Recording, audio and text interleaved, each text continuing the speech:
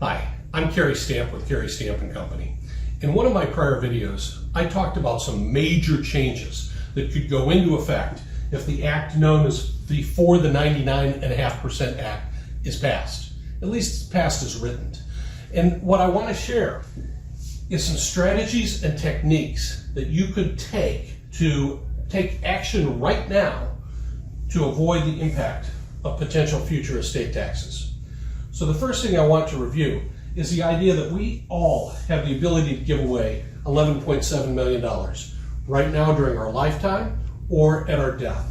And we can do that without any income tax. It's completely tax-free. However, this act would change that amount to $3.5 million. So if you have a fairly substantial estate, I want you to listen carefully because I have a workaround that you may want to put in place in fairly short order. I also want to give you the caveat that I am not a lawyer. Although I am an accredited estate planner and a certified financial planner, this needs to be done in conjunction with legal counsel and advice. So here's the idea. This is a trust called a Spousal Lifetime Access Trust, or what we call a SLAT in the industry. A SLAT allows you to give away your entire amount of your unified credit to your spouse. Your spouse becomes the beneficiary of this trust. Your spouse has the right to take income from this trust as long as they are alive. If you pass away, your spouse continues to receive income from this trust. However, there's a couple of things that you need to know. The first is that if you do this, you are making an irrevocable gift to a trust. You do not have any claim over the money that you've given into this trust. You can put some provisions in there so that if you get divorced, it's treated as though your spouse had passed away, because the ultimate beneficiaries of this trust are probably your children, and they would become the new beneficiaries.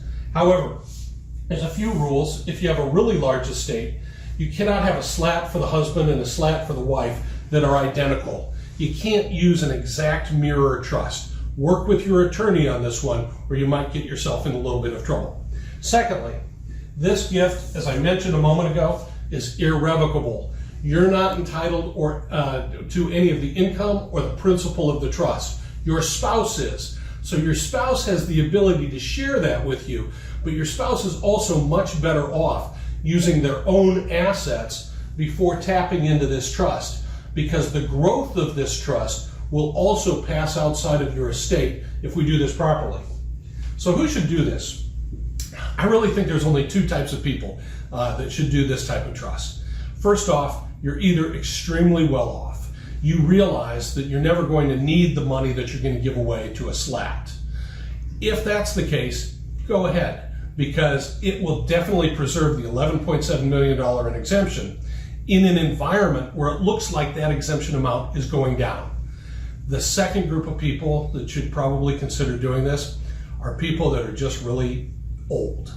If you reached an advanced age, you may not feel like you've reached an advanced age, and you are worried that in your lifetime that unified credit or that exemption amount is never going to go back up, and you have plenty of money to live on for yourselves, and you want to do right by your children so that they get most of your wealth and not the government, this may be a solution for you.